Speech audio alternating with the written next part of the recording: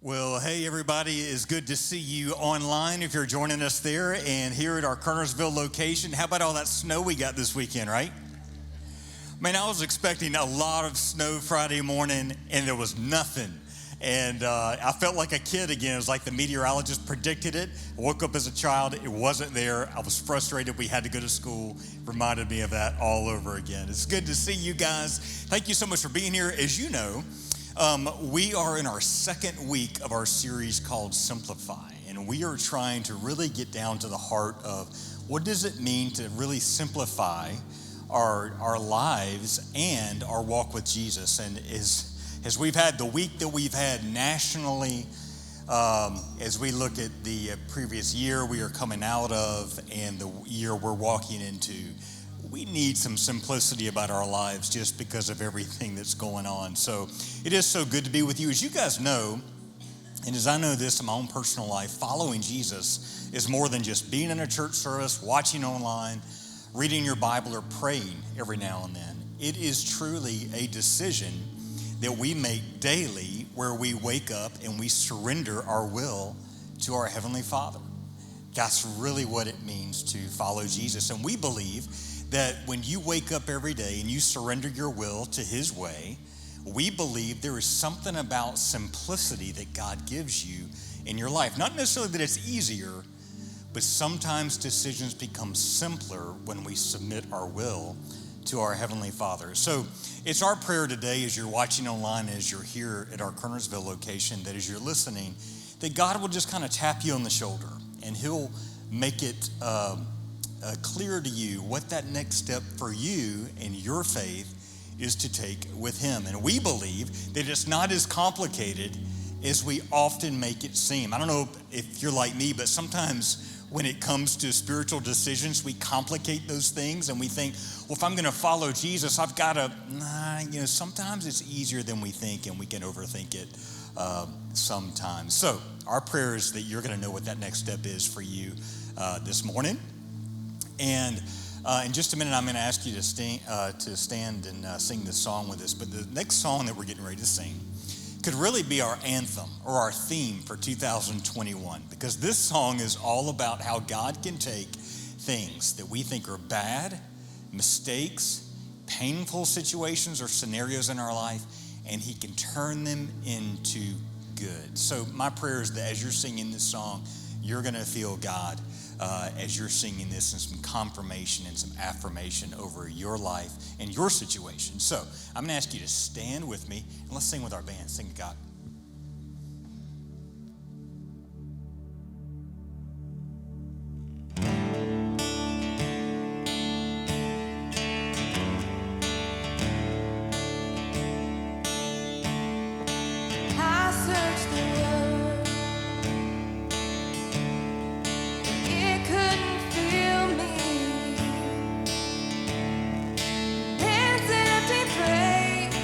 Treasures fade.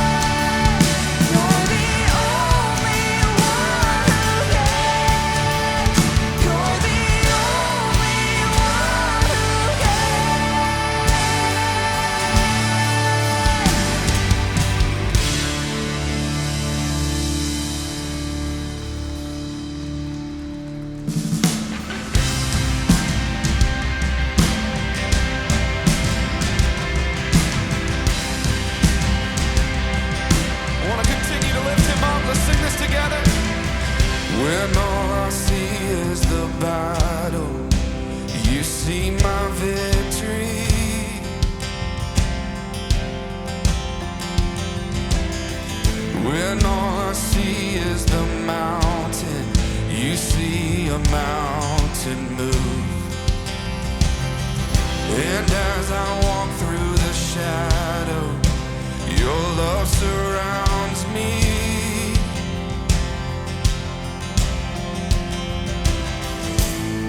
There's nothing to fear now, for I am safe with you. We sing when I fight. So when I fight on my knees, with my hands lifted high. Oh God, the battle belongs to you, and every fear I lay at your feet. I'll sing through the night. Oh God, the battle belongs to you. Yeah.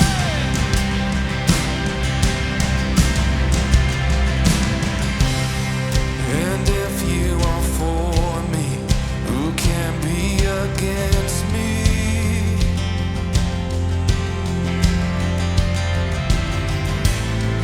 For Jesus, there's nothing impossible for you. When all I see are the ashes, you see the beauty.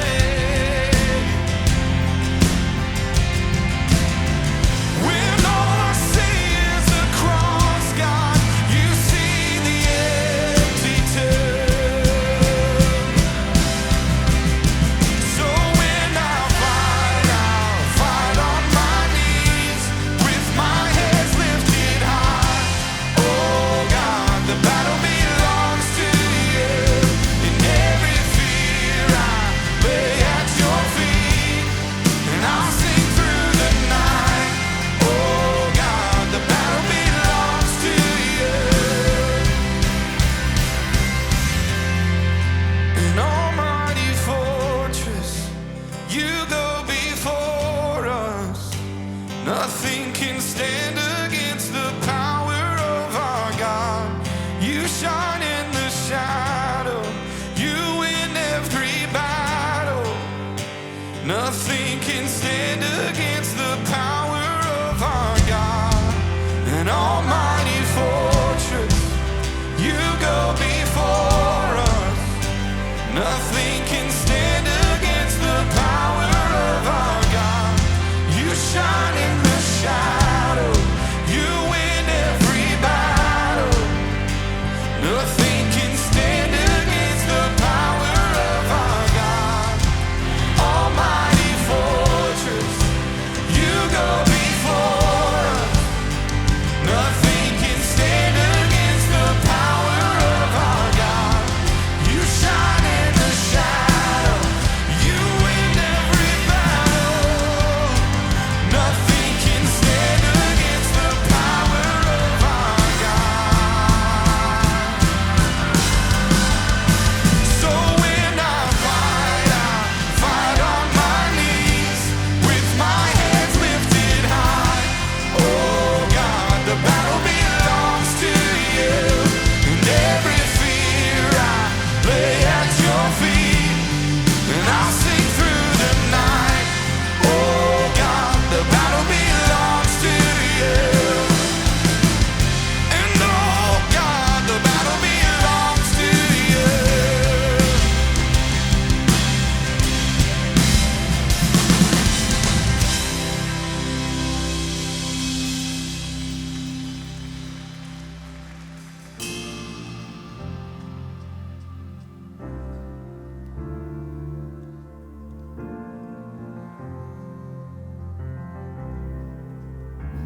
I count on one thing. The same God that never fails will not fail me now. Will not fail me now in the waiting. The same God who's never late is working all things out. Is working all things out. Yes, I will lift you high in the lowest valley. Yes, I will bless your name.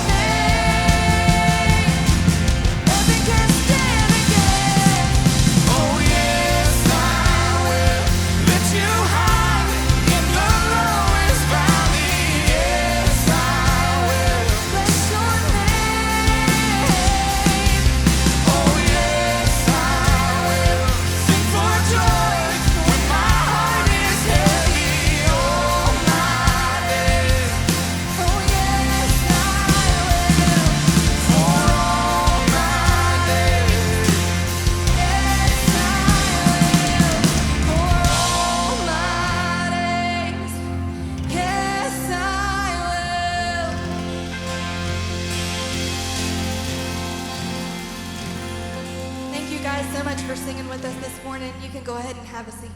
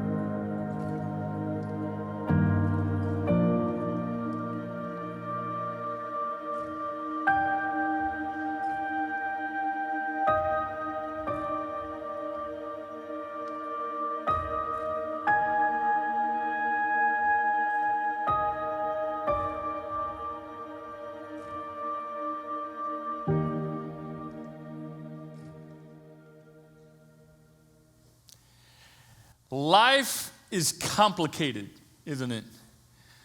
Overcomplicated. That's why we're doing a series called Simplify. And last week we kicked off this series and we kicked off 2021, a brand new year, talking about what it would look like to simplify an approach to life. Now, I can't make life easier.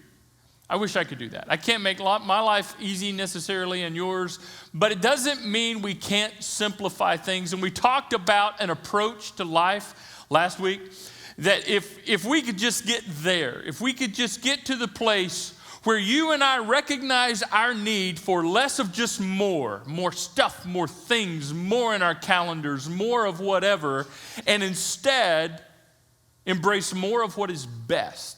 How simplifying that would be. It doesn't mean it would be easy. In fact, it's very challenging to do, but it would simplify things so much. And we talked about what it would look like if we had some filters.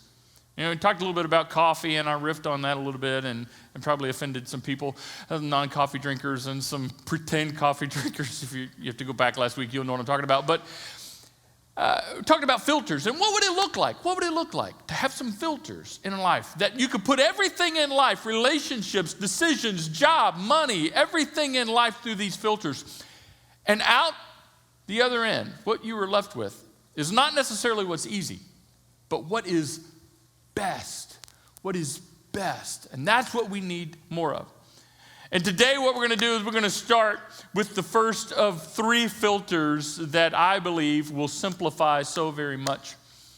But before we do that, I need to kind of lay a little bit of groundwork. And no funny stories, no jokes at this point. We'll get to some of that maybe a little bit later. We need to jump into the deep end of the pool and kind of lay a foundation for all of us to kind of build from. So hang with me. All right, here's something that's true for your life and my life and all of our lives together, and that it's this. Life starts with God. Life begins with God. My life, your life. It truly does. I mean, I look at my life and I'm like, well, it didn't start with me. Your life didn't start with you. And you might be thinking, well, I thought life started with the universe. Ah, okay, I see what you're doing. I see where you're going. Okay, so let's go there. Where did the universe start? How did the universe start? And no matter how scientifically you want to describe it, whether it helps you to understand the universe as happening over a long period of time, or for others who feel like it's more of a succinct, short period of time, regardless of how you want to come to understand it, ultimately, it didn't start with me and it didn't start with you, and it didn't just happen on its own. Logically, that doesn't make sense to have an uncaused cause. No, something had to start this whole thing to begin with. Ultimately, we believe the universe, life, starts with God. Which means all of us come from God, follow me here, and eventually all of us are going to die, and we're going to end up standing before God.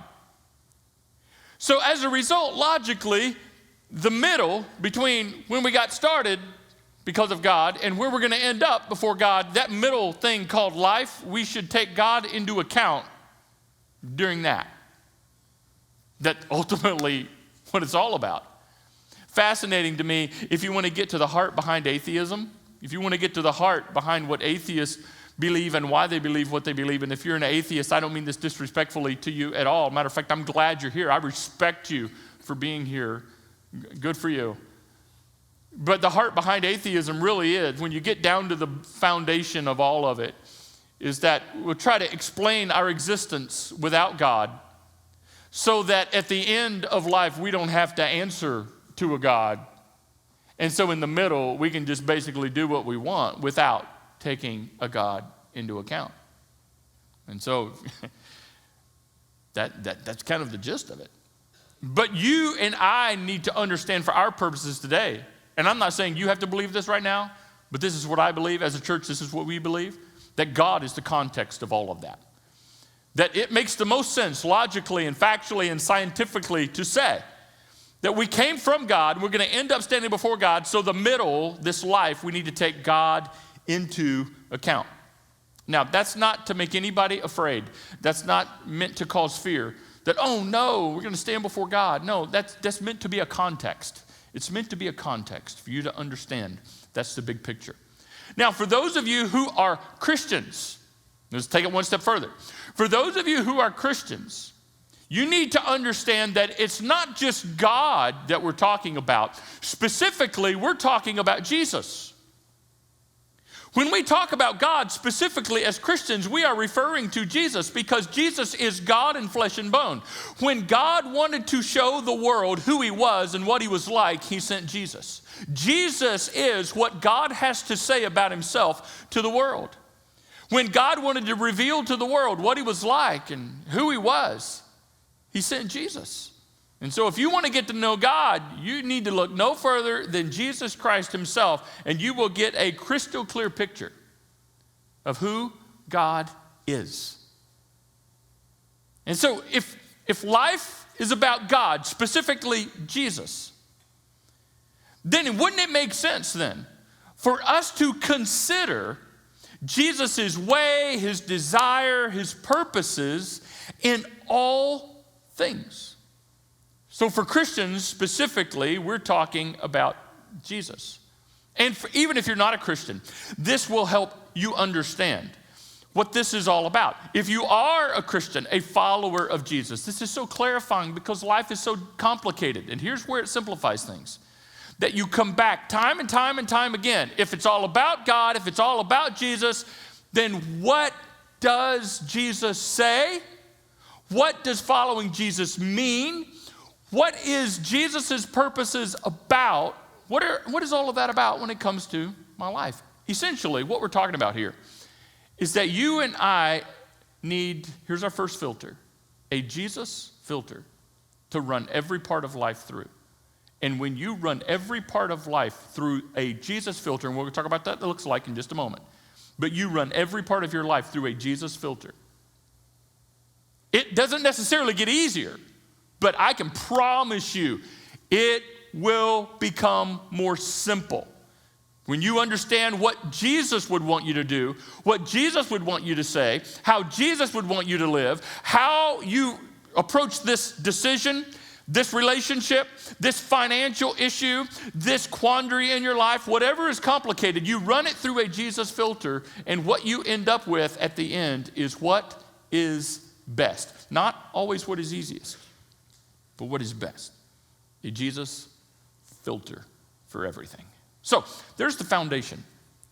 So let's tease this out a little bit. Paul in the first century was writing to a group of Christians in the city of Corinth, and this is how he explained it to them. He said, Jesus died for everyone. And we could stop right there, and that pretty much explains why all of this matters at all anyway. Is that Jesus came and he gave his life for you and me. And so this life that you and I have is in response to what he has done for us. Jesus died for everyone so that those who receive his new life, trust in him, will no longer live for themselves. There's an alternative. And here's the purpose. Instead, they will live for Christ. They will live for Jesus who died and was raised for them. That is the Jesus filter for life. He's saying Jesus came and he did what he did for us so that we would have this context by which to understand what life is truly about, in that Jesus gave himself for us. And looking at that in response, we're like, okay, then this Jesus filter is what life is about. We don't live for ourselves. They don't live for me. I am too small of a thing to live my one and only life for. We don't live for ourselves. We're way too small to live for. We need something big to live for, to give our lives for. And regardless of who you are, you need to understand that the purpose for life is bigger than you. The purpose is not that we live for ourselves, but we live for Christ. It's a Jesus filter in every situation. It's a Jesus filter in every problem, considering Jesus with every question, every decision, every relationship. And the best way to describe what the Jesus filter is all about is to come back to Jesus' most common invitation to people when he was on earth. When Jesus was on earth physically ministering to people in his ministry, his most common invitation to people is still the best way to understand what Jesus asks of us even today. And it wasn't listen to me. It wasn't study me. It wasn't argue and debate me. His most common invitation was this: follow me. That's it. Follow me. Follow me. Jesus would come up to people and say, hey, you follow me. And Jesus meant that in every part of life. That is the Jesus filter. When we run everything through, what does it look like to follow Jesus in this, in that, in this complicated, I don't know what to do, I don't know what to say, this is so complex, so complicated. Wait a second, time out. Let me run this through the Jesus filter. What does following Jesus look like for this decision? What would be the following Jesus thing to do in this relationship, in this situation? That is what Jesus, that's what God expects of us, is to run everything through that filter. It is so clarifying. It is so simplifying. It's not always easy. In fact, it's downright hard sometimes. But it will help you clarify what you need to do and how you need to live next. It's fascinating to me, and troubling too, how many things we make following Jesus about other than actually following Jesus. Christians do this. Unfortunately, the church has done this. The church is responsible in history for doing this way too often. We make following Jesus about a lot of things other than actually following Jesus. When you ask people today, are you a Jesus follower? Or you follow Jesus? I mean, I think a lot of people are like, well, sure. And immediately what they're thinking is like following Jesus on Insta, right? Or Twitter or Facebook. Because see, social media, with all of its great qualities, has hijacked the word follow in our culture. It has. So to follow someone on social media, what does that mean? It means you click the button and you're watching them, you're creeping on them from a distance. You're not doing anything. You're not actually following them anywhere. You're just watching them. And unfortunately, a lot of people think following Jesus is just that. We're going to study about Jesus and we're going to watch him do his thing. We're going to watch. We're just going to, it's that interesting. Well, that's so good to know. I love going to church to learn about Jesus. Not that it means anything for you, right? Wrong. That's not follow. You don't creep on Jesus just watching what he's doing. That's not following Jesus. We make following Jesus about a lot of things other than following Jesus. In our culture, even in church world, we've made Jesus about a lot of things other than following Jesus. We've made it about status and power. We've made it about politics and who you're voting for and who you're not and what your opinion is on this or that. And it's not, I mean, it affects all that, but it's not about that. We've made it about money. It's not about that. We make it about going to church. Well, that's a good thing to do. I'm glad you're here. Glad you're joining us online. Welcome. And it's certainly a part of it. But it's not just about that. We make it about, learning information about God, Bible facts, Bible information, and studying and collecting all this information about who God is. And well, that's all fantastic to do, and that has a place, but it's not just about that. You could say it includes that, but it's not just about that. It's not about just self-improvement. Hey, and get this, following Jesus is not just about going to heaven when you die. Even though considering the alternative, fantastic place to spend like forever and ever is in the presence of God. But following Jesus is bigger than just what's going to happen to you when you die. Do you know what following Jesus is about? Get this. You might want to write this down. Not because I said it or I'm super smart, because I'm not, but following Jesus. I'm going to simplify this for you, okay? Doesn't make it easy, but it makes it really simple. Following Jesus, here it is. The most simple way I need to tell you and know to understand this is this. Following Jesus is simply following Jesus. Do what Jesus did. Talk as Jesus talked. Go where Jesus went. Care about what Jesus cared about. You treat people the way Jesus treated people. You respond to critics the way Jesus responded to his critics.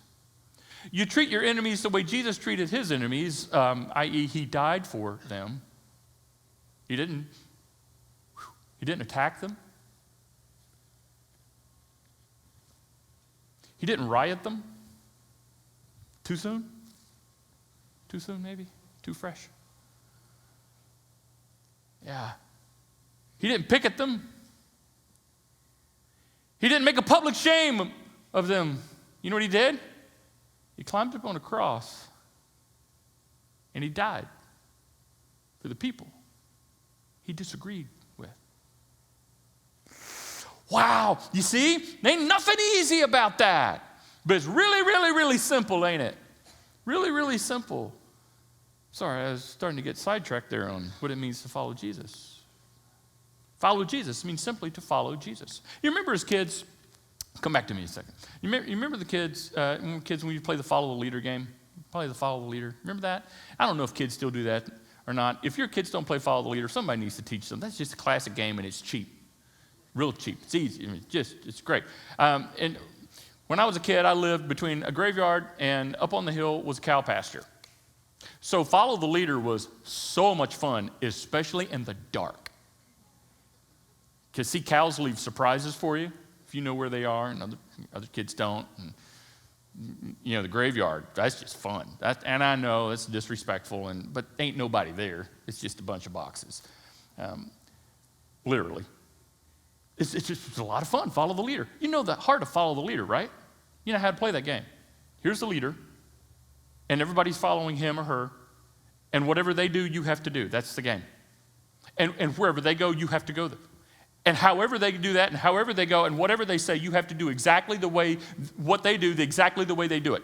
And if you don't do that, you can't, you're out. You're out of the game. That's just what it means to follow the leader. Now here's the deal. Life is no game.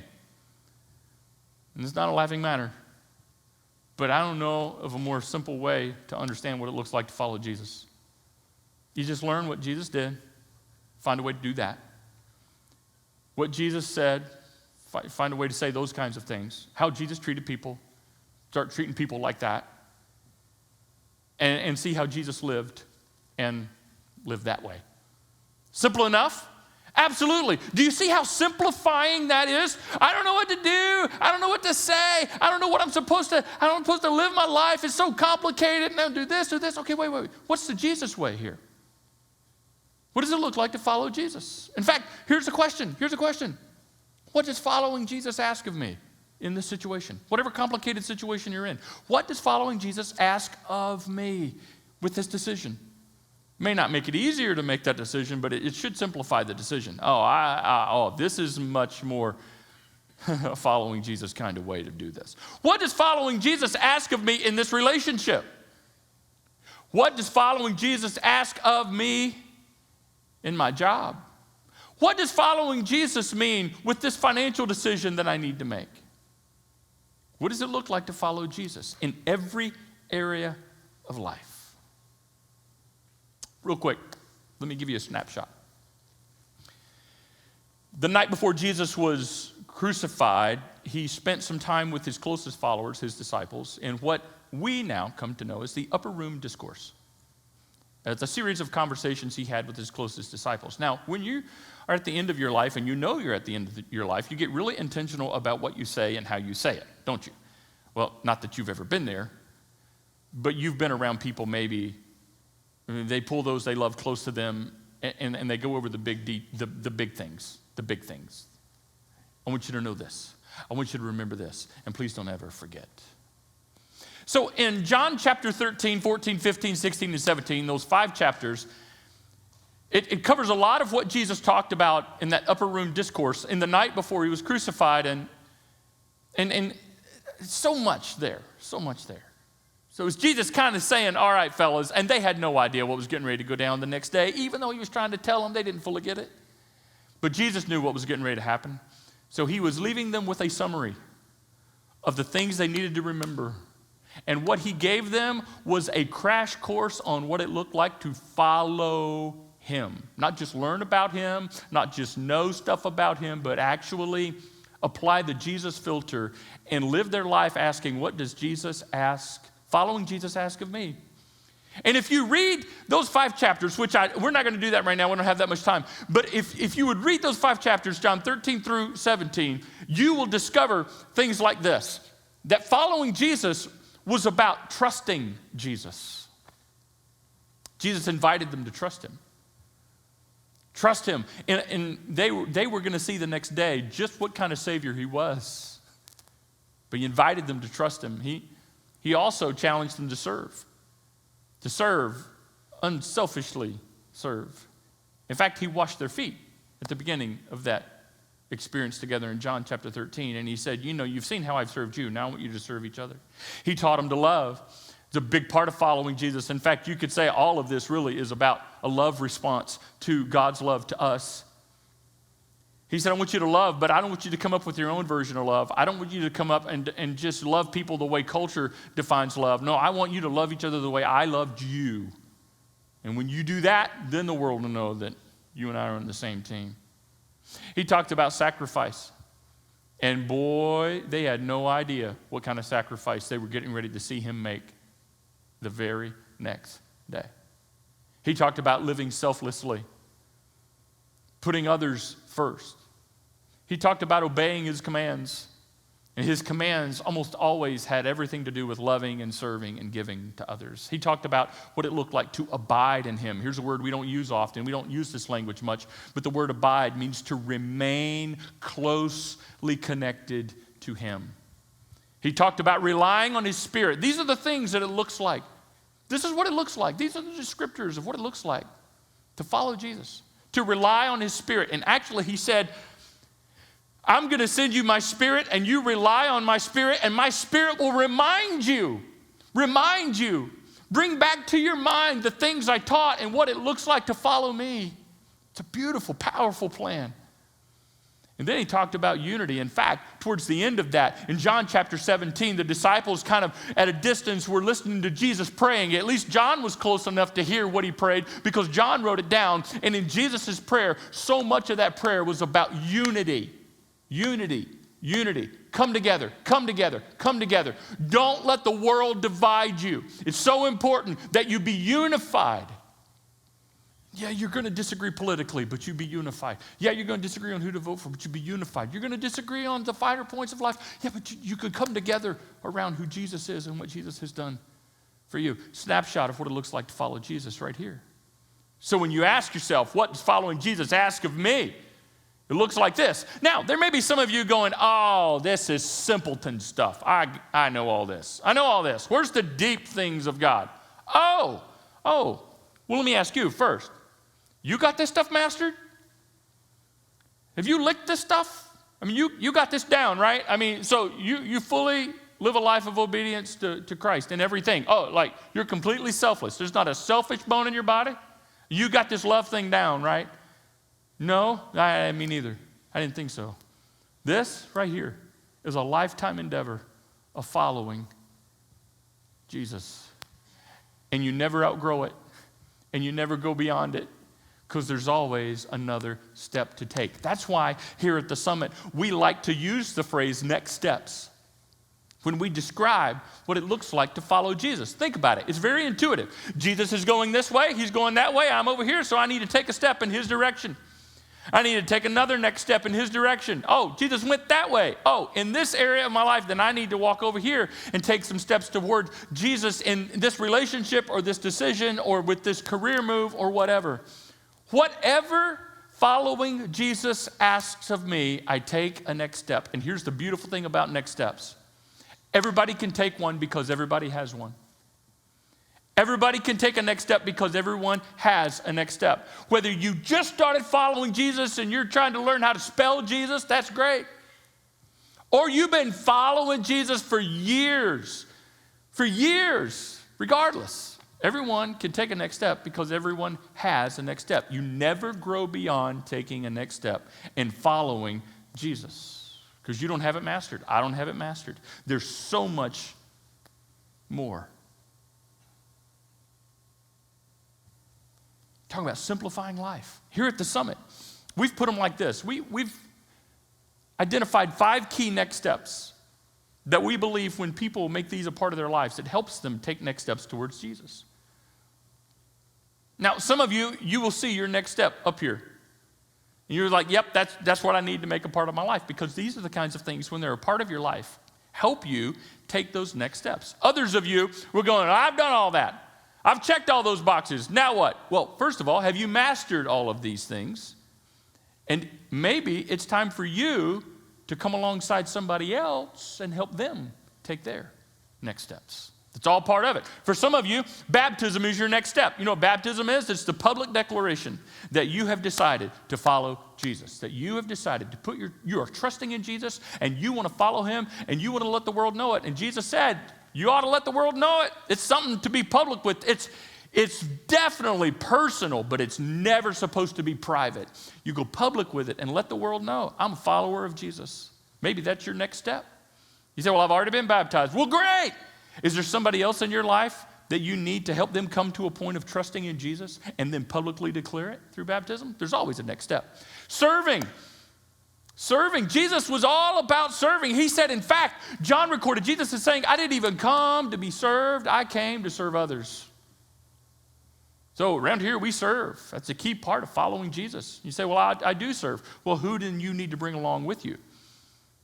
But we can always serve with greater passion and greater intensity. Groups, we'll talk about this later on in the series. Jesus was all about relationships, journeying with Jesus with other people. Journeying with Jesus was never meant to be something you do solo. You need others. Even those of you that aren't people, I get that. You're not a people person, you still need people. You need to follow Jesus with other people who are learning what it means to follow Jesus. This might be your next step. You say, well, I've already done that. Well, who do you need to bring along? Giving. Is that, what's that got to do? See, I told you it's not always easy.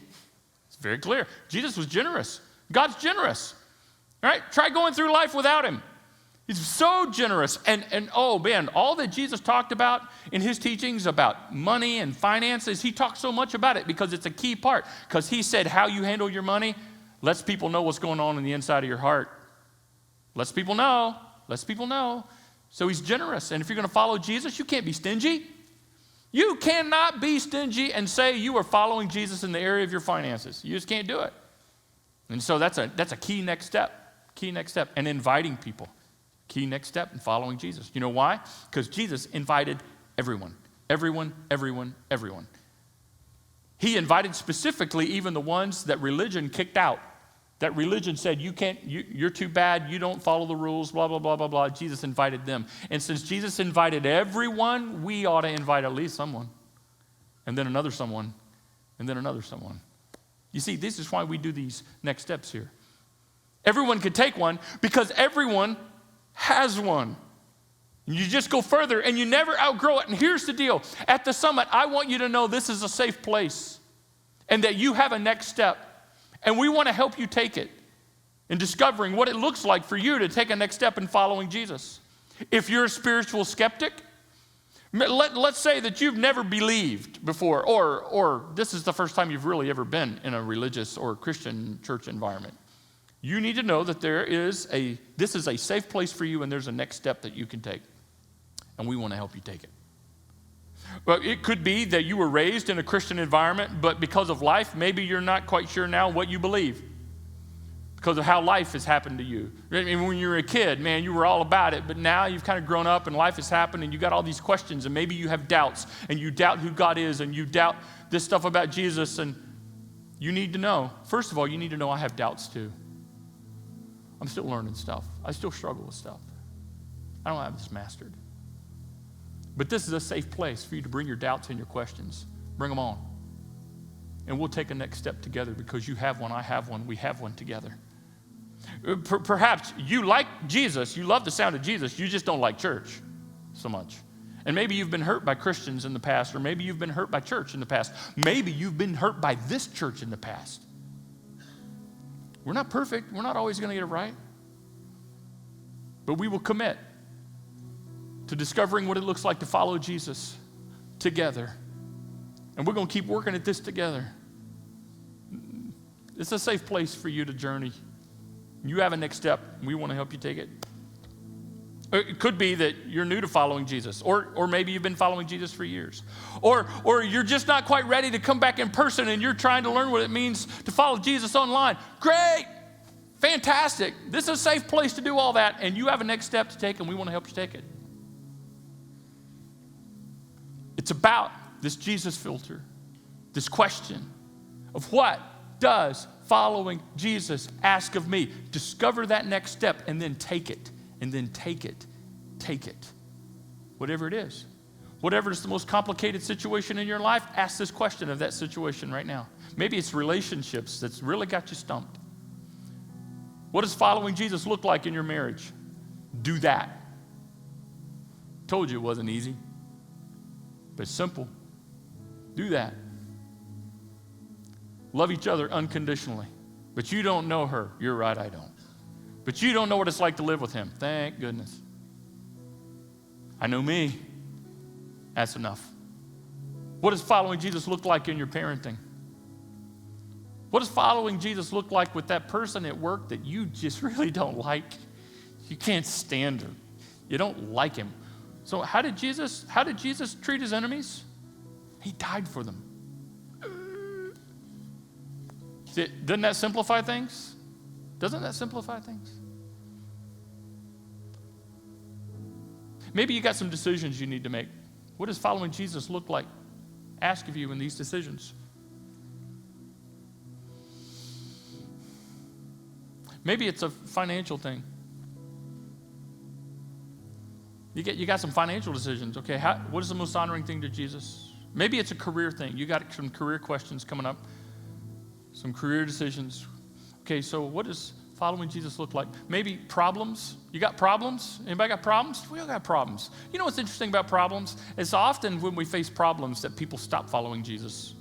Because maybe they assume that, well, gosh, I was following Jesus and I thought I wouldn't have to deal with all this. No, sometimes you have problems because you follow Jesus. Jesus said that would happen. So often the right next step to take when you face problems is you keep following. You keep following. You keep putting one foot in front of the other until you get through it. Let me ask you this. Look at your schedule and how you spend your time. Look at your commitments and ask, what does following Jesus ask of me? Look at your calendar. Maybe you look at your calendar and you're like, oh, there's no room for Jesus in this calendar. I'm so packed. I'm so scheduled. I can barely fit. Isn't that interesting? I hear people all the time talking about, we're trying to carve out some space so that we can get back in church. We're trying to carve out some space so that we can serve. We're trying to carve out some space so we know these things are important. That must sound very odd to God, don't you think? It must sound very odd to Jesus, how we take this one and only life that he has given us and we pack it full of our own stuff. And we try to say, I'm trying to squeeze you in a little bit, big guy. Hope you appreciate this. Look at your calendar, look at your schedule, look at your time, and ask, do I have the margin by which to follow Jesus? When Jesus asks this of me, and following Jesus requires this of me, do I even have room in my life to make that happen? See, this is a challenging question, but it will simplify so much. It will simplify your life and help you know what next step to take. And it'll be a different next step for all of you, I'm sure. We're all at different points. But I believe God wants you to know it and he'll show you. In fact, one more thing. Do you know that God actually wants to help you follow him? And that seems like Like, duh. Well, no, think about it. A lot of people have this idea that God is like, follow me, and good luck with that. I'm making it as hard as I can, try to figure it out, and don't screw it up. A lot of people have that idea. That's who God is. That's the God I grew up with, okay? That's the idea of God I grew up with. And then I discovered that God wants me to follow him so much, he sent his son, and his son died for me to make God accessible to me. And then he wants to help me follow him. One of my favorite passages in the New Testament is Philippians 2:13, and I leave you with this. For God is working in you. God is working in you. I don't even care whether you're Christian or not. I believe God is working in you. Giving you the desire and the power to do what pleases him. The desire, that means the want to. God will give you the want to follow him. The desire. And then the power, the can do. He will give you the want to and the can do. The power to do what pleases him, to follow him. He will help you want to do it, and then he'll help you pull it off. So ask him to help you follow Jesus, to take that next step. To ask, what does it look like in this? What does it look like in this? What does it look like in this? And then do it. It really is that simple. Let's all just follow Jesus, gang. Let's pray. Our Father, thank you for making following Jesus so accessible and so simple. No, it's not easy. Yes, it's very challenging. It'll be one of the hardest things we ever do from time to time, but you said that you would give us the desire to do it and then the power. And I'm asking that for myself like never before, and all of my friends here, and everybody watching online, that you would help us want to, and then help us know we can do it. Give us the power, the ability to follow you. Help us to consider what following Jesus looks like in every situation in our life and learn more and more what that looks like. And Father, help us to understand not to complicate it, but to stay focused on one next step at a time and to simply make the decision to follow Jesus. In Jesus' name, amen.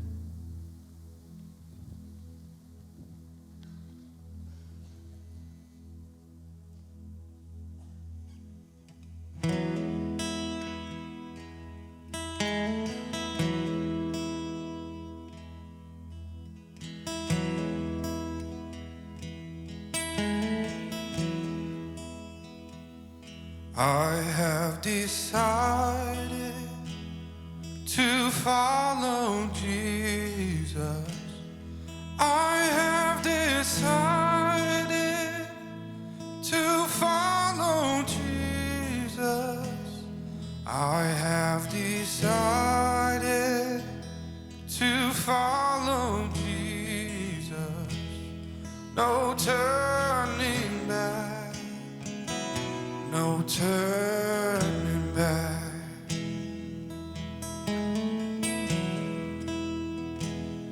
Though none go with me, I still will follow.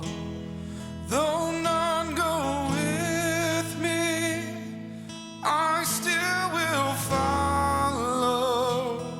Though none go with me, I still will follow.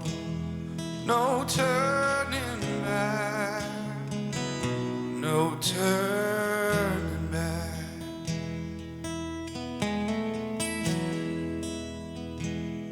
The world behind me, the cross before me. The world behind me, the cross before me. The world behind me, the cross before me.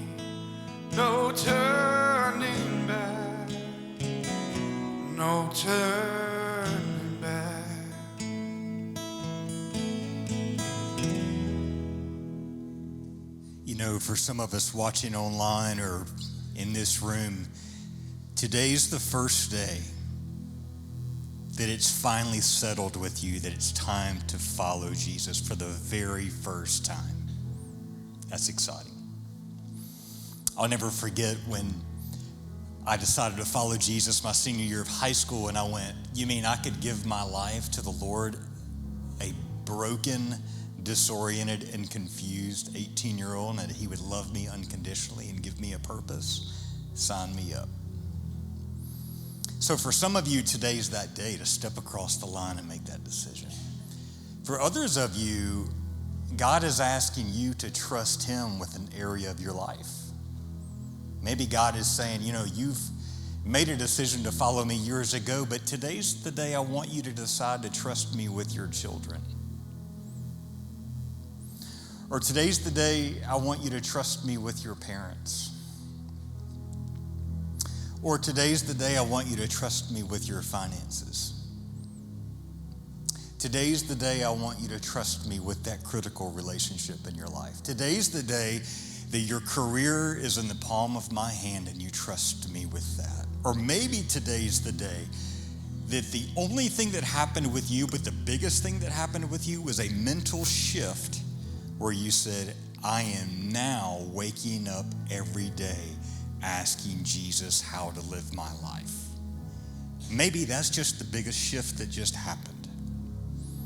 Regardless of whatever next step that you feel that you need to make or what God is leaning in on you right now to do, we want you to text SUMMIT, SUMMIT, to 41411. And by doing that, we want to hold your hand, per se, as you're taking that next step in your life in the direction that God wants you to take, because we want to make sure that we can help you in the direction that God wants you to go. The other thing that we're really excited about that we started last week is on Monday morning, if you are signed up for the Summit Church app or you follow us on YouTube, you're going to receive something called Take 5. And it's essentially Pastor Jonathan spending 5 minutes on Monday morning of just kind of recapping what he said on Sunday and giving you just one thing to think about as you go into your week. I don't know if you're like me, but when I come into work on Monday morning, I'm listening to something in my car to get me in the mindset to show up at work the way that I need to.